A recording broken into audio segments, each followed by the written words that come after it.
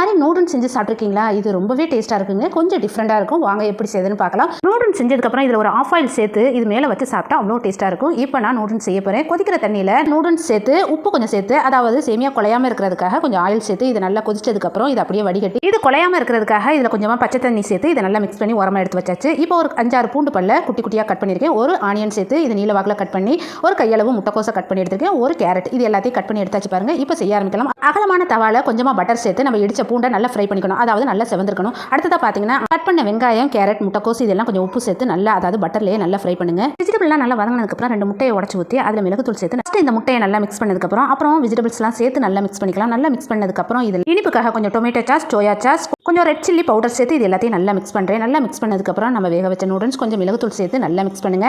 நல்லா மிக்ஸ் பண்ணதுக்கப்புறம் இதில் கொஞ்சமாக மல்லி இலைகள் தூவி இதை வந்து நல்லா மிக்ஸ் பண்ணுங்க. பாருங்க, ஒன்று ஒட்டாமல் இருக்கணும். இந்த மாதிரி இருந்தால் ரொம்ப டேஸ்ட்டாக இருக்கும். அடுத்ததாக ஒரு ஆஃப் ஆயில், அதாவது முட்டையை உடச்சி ஊற்றி கொஞ்சம் மிளகு